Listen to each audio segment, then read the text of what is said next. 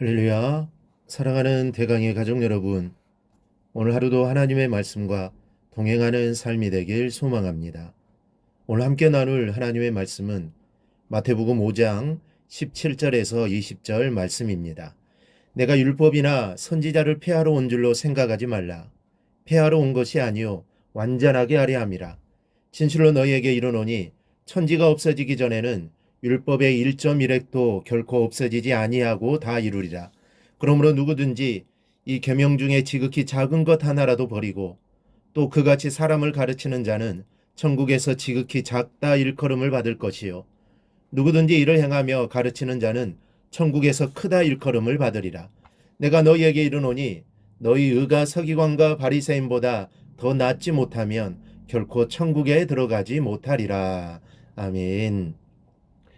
예수님께서는 이미 자신과 함께 시작된 하나님의 나라에서 제자들이 어떤 자세로 어떤 역할을 해야 하는지를 가르치셨습니다. 먼저 팔복을 통하여 제자들의 자세와 태도를 가르치셨고, 소금과 빛의 비율에서는 제자들의 역할을 확인해 주셨습니다. 그리고 다음으로는 이제 제자들이 지켜야 할 구체적인 행동 지침을 21절부터 설명하시기 전에 그런 행동 지침들을 반드시 지켜야 할 근거들을 제시하고 계신데, 그것이 바로 오늘 본문입니다. 당시 유대 종교 지도자들은 예수님께서 모세 율법을 파기하는 분이라고 오해했었습니다. 그것은 주님께서 안식일에도 병을 고쳐주는 일을 하셨고, 여러 가지 면에서 볼 때 유대교가 정한 규례들을 무시하였기 때문입니다. 그러나 예수님은 율법을 무시하거나 소홀히 하는 분이 아니셨습니다. 오히려 예수님께서는 율법을 완성하신 분이십니다. 우리가 분명히 알아야 할 사실은 그리스도께서 이 땅에 오신 그 자체만으로도 율법은 완성되었다는 것입니다. 왜냐하면 율법은 단순한 종교와 윤리의 교과서가 아니라 예언서라는 의미를 지니고 있기 때문입니다. 율법에는 그리스도의 존재와 그분이 이 땅에 강림하실 것이라는 약속과 예언으로 가득 차 있습니다. 결국 율법의 중심 초점은 예수 그리스도였습니다. 하나님의 옛 언약이 곧 구약 성경입니다. 언약은 성취되어야만 완전한 것입니다. 그런데 그리스도께서 그 언약대로 이 땅에 성육신하심으로써 그 언약이 성취된 것입니다. 그리스도는 그런 의미로 율법을 완전케 하려고 오셨다고 하신 것입니다. 그러므로 그리스도를 영접한 성도들은 이제 낡은 언약인 율법과 선지자의 예언을 신앙의 기준으로 삼아서는 안 됩니다. 성도들은 오직 그리스도와 그 계명을 신앙의 기준으로 삼아야 합니다. 그것이 곧 완성된 율법을 지키는 것입니다. 예수님 당시 율법학자들과 바리새파 사람들은 세심하게 율법을 연구했습니다. 그들은 하나의 법을 잘 지키기 위해서 수많은 규정을 만들어냈습니다. 특히 바리새파 사람들은 율법의 규정들을 잘 지키기 위해서 보통 사람으로서의 일상생활을 포기하고 그들은 분리된 삶을 살았습니다.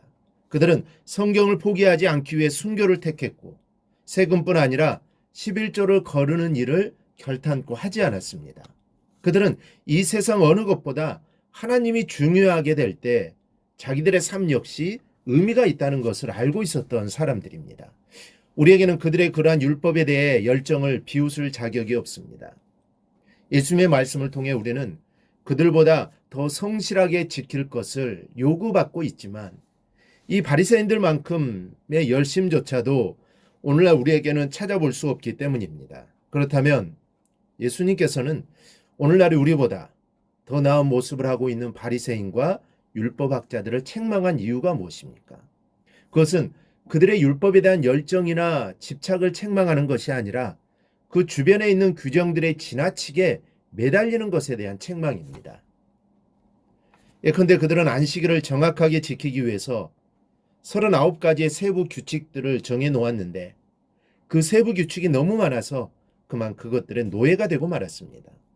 그것들을 지키고자 다른 중요한 의미들은 생각조차 하지 못하는 형편이 되어버렸습니다.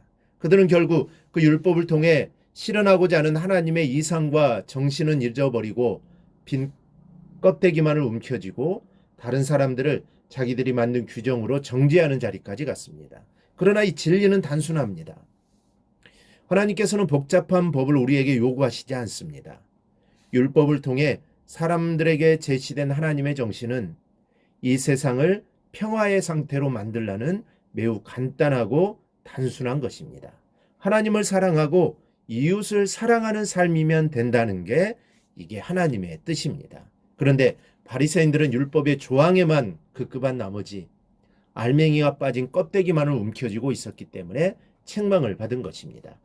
예수님께서는 제자들에게 바리새인들의 열정과 실천을 본받지 않으면, 아니 그보다 낫지 않으면 결탄코 하늘나라에 갈 수 없다라고 경고하셨습니다. 우리는 바리새인보다 절대로 낫지 않습니다. 그런 이 말씀을 어떻게 받아들여야 합니까?